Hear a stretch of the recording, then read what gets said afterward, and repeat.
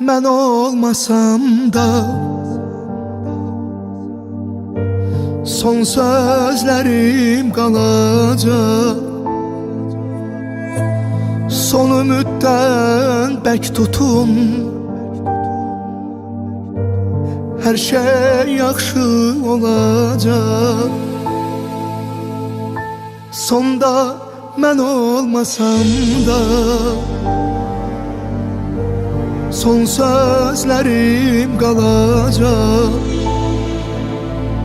Analarım, bacılarım örpəyin başında qoydular. Cəm şəhidlərimizin Allah ruhunu şad eləsin. Allah. Qorxum ağlayım, biraz ümid saxlayın. Mən Leytenant Ülvi Bağrovun anası. Qürur duyuram balamla. Çox sağ olsunlar ki, şəhidlərimizi unutmurlar, yad edirlər. Açacaq gümanlar, bitəcək bu zamanlar.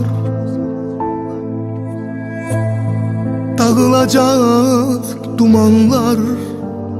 Yerlərin cənnət eləsin, canım başı.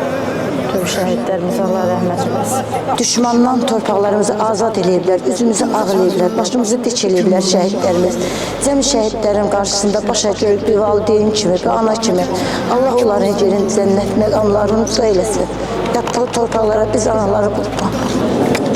Gül açacaq gümanlar, bitəcək bu zamanlar. Dağılacaq dumanlar,